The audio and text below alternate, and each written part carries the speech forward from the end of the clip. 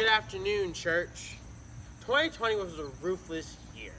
It had a raging pandemic and a tumultuous election.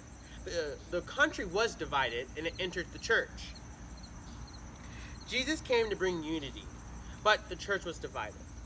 My former pastor, Pastor Chad, he became a missional pastor and went to Zambia.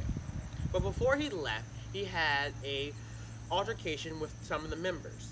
They were fighting over if the American flag should stand in the sanctuary.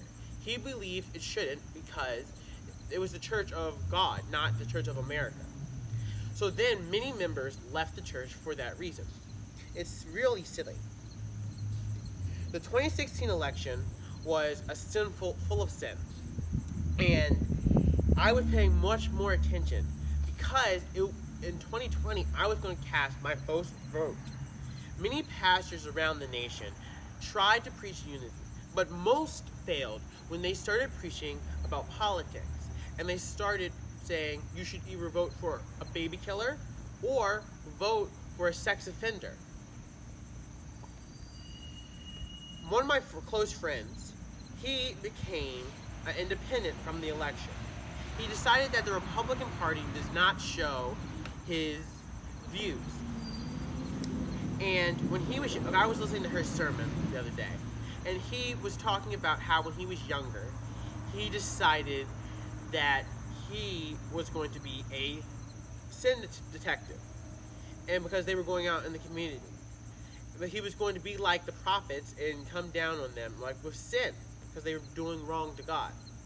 But he found out when the adult knocked on the door and the person answered it, and he said that I'm here to pray for you. And that was a real revelation in him, that you should lead with loving rather than lead with being the person who brings down the faith of God. When I was doing my research, I saw an interview by the Today Show by Matt Lauer and Savannah Guthrie.